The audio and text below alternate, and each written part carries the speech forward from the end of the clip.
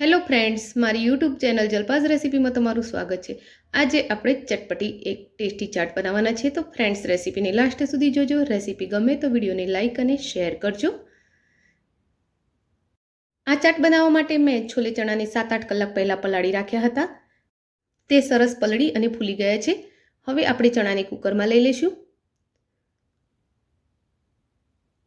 અને તેમાં 1.5 ગ્લાસ જેટલું પાણી એડ કરી લઈશું। ત્યારબાદ એમાં થોડું મીઠું એડ કરીશું। મીઠું મેં ચણાને પલાળતી વખતે પણ નાખ્યું છે, તો એ પ્રમાણે જ આપણે મીઠું એડ કરીશું અને કુકરની 7 થી 8 સીટીઓ વગાડી લઈશું। ચણા ચડે તે પહેલાં આપણે એની બીજી તૈયારી કરી લઈએ। તો મિક્સી જારમાં 2 નંગ તીખા મરચાં, 1 ઇંચ આદુનો ટુકડો, 8 થી 10 લસણની કળી અને 2 નંગ ડુંગળીને આ રીતે પાતળી સમારીને લઈ લઈશું। તેને ક્રશ કરી તેની ગ્રેવી તૈયાર કરી લઈશું। હવે આ ગ્રેવીને આપણે સાઈડ પર કરી લઈએ અને કુકરમાં જે ચણા બાફવા મૂક્યા હતા એને જોઈ લઈએ। તો ચણા સરસ બફાઈને તૈયાર થઈ ગયા છે। તો હવે આપણે ગેસ પર કડાઈ મૂકી દઈએ અને કડાઈમાં 1 નાની વાટકી જેટલું તેલ લઈ લઈશું। તેલ ગરમ થાય એટલે એમાં અડધી ચમચી જેટલું જીરું એડ કરીશું। જીરું સહેજ સતળાય એટલે આપણે જે આદુ, લસણ, મરચાં અને ડુંગળીની પેસ્ટ બનાવીને રાખી છે તેને એમાં એડ કરી લઈશું અને એને સહેજ વાર માટે સાંતળી લઈશું। તો ફ્રેન્ડ્સ, રેસીપીને આગળ જોઈએ તે પહેલાં એક રિક્વેસ્ટ છે, તમે મારી ચેનલ પર નવા છો અને હજુ સુધી મારી ચેનલને સબસ્ક્રાઇબ નથી કરી તો કરી લો। બાજુમાં આપેલા બેલ આઇકનના નિશાનને ટચ કરી ઓલના નિશાન પર ક્લિક કરો, જેથી કરીને તમને મારા નવા વિડીયોની નોટિફિકેશન મળતી રહેશે। અને પેસ્ટ હવે આપણી સારી રીતે સતળાઈ ગઈ છે, તો આપણે એમાં બીજા મસાલા એડ કરી લઈએ। તો અડધી ચમચી એમાં હળદર એડ કરીશું, અડધી ચમચી લાલ તીખું મરચું, અડધી ચમચી લાલ કાશ્મીરી મરચું, 1 ચમચી ધાણાનો પાવડર અને અડધી ચમચી આપણે એમાં ગરમ મસાલો એડ કરી લઈશું। એની સાથે જ 1 ચમચી છોલે મસાલો અને સ્વાદ મુજબ મીઠું પણ એડ કરી લઈશું। મીઠું આપણે ચણાને બાફતી વખતે પણ નાખ્યું છે, એ ધ્યાનમાં રાખીને જ નાખવું। ત્યારબાદ મેં અહીં 2 ટામેટાની પ્યુરી બનાવીને રાખી છે, તો એને પણ એડ કરી લઈએ અને એને સારી રીતે સાંતળી લઈએ।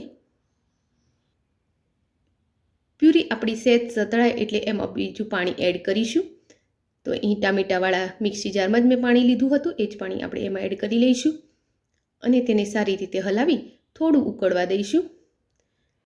જ્યારે ગ્રેવી ઉકળે એટલે એમાં બાફેલા ચણા એડ કરી લઈશું અને હવે એને સારી રીતે હલાવી મિક્સ કરી લઈશું।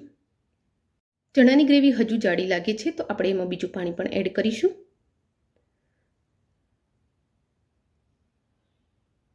અને એને થોડી વાર માટે ઉકાળી લઈશું। તો હવે આ ચણાનો રગડો એકદમ તૈયાર થઈ ગયો છે। તો એકવાર એમાં મસાલા ચેક કરી લઈએ। તો મારા મસાલા અહીં પરફેક્ટ થયા છે। જો તમને કંઈ વધઘટ લાગતું હોય તો તમે એડ કરી શકો છો।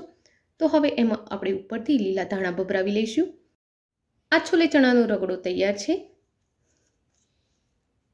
હવે ગેસને બંધ કરી એને સાઈડ પર કરી લઈશું। બટેકા મેં બાફીને રાખ્યા છે, તો એની છાલ ઉતારી લઈશું।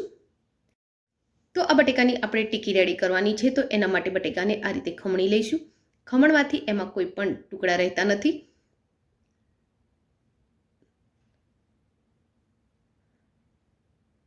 તો ખમણેલા બટેકાના માવાને આપણે એક બાઉલમાં લઈ લઈશું।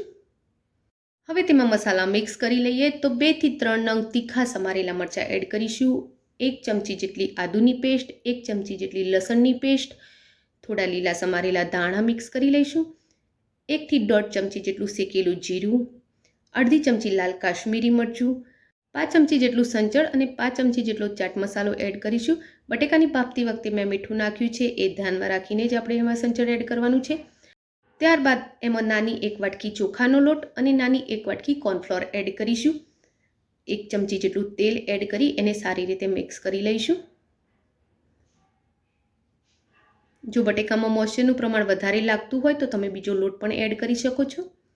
તો હું અહીં ચોખાનો બીજો લોટ એડ કરી રહી છું। હવે એને સારી રીતે મિક્સ કરી લઈશું। હવે તૈયાર કરેલા બટેકાના માવામાંથી ટીકી રેડી કરવા માટે હાથને ઓઇલથી ગ્રીસ કરી લઈશું અને આ રીતે થોડા લુવા લઈ ટીકી રેડી કરી લઈશું। ટીકીની સાઈઝ તમારે થોડી નાની યા મોટી રાખવી હોય તો રાખી શકો છો।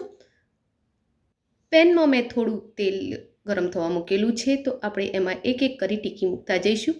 તો આ ટીકીને આપણે સેલો ફ્રાય કરવાની છે। અને થોડી વાર પછી એને આપણે પલટાવીશું, એટલે કે એની નીચેની સાઈઝ થોડી ક્રિસ્પી થઈ જાય ત્યારબાદ આપણે એને પલટાવી લઈશું અને બીજી સાઈડેથી પણ ક્રિસ્પી કરી લઈશું. આપણે ટીકીમાં ચોખાનો લોટ મિક્સ કરેલો છે, એના લીધે ટીકી એકદમ તેલ પણ નહીં પીવે અને એકદમ ડ્રાય અને ક્રિસ્પી થશે. તો હવે આ આલુ ટીકી બંને સાઈડથી સરસ ક્રિસ્પી થઈ ગઈ છે, તો આપણે એને બહાર કાઢી લઈશું અને આ જ રીતે આપણે બીજી ટીકી પણ રેડી કરી લઈશું.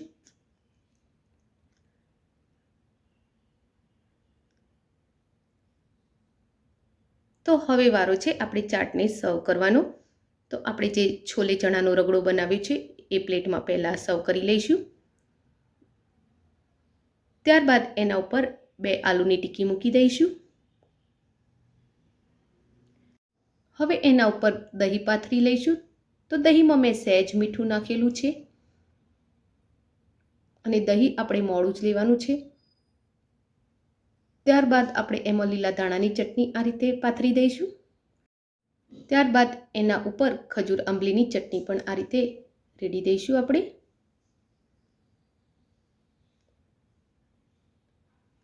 હવે એના ઉપર બિરંજ સેવ પાથરીશું,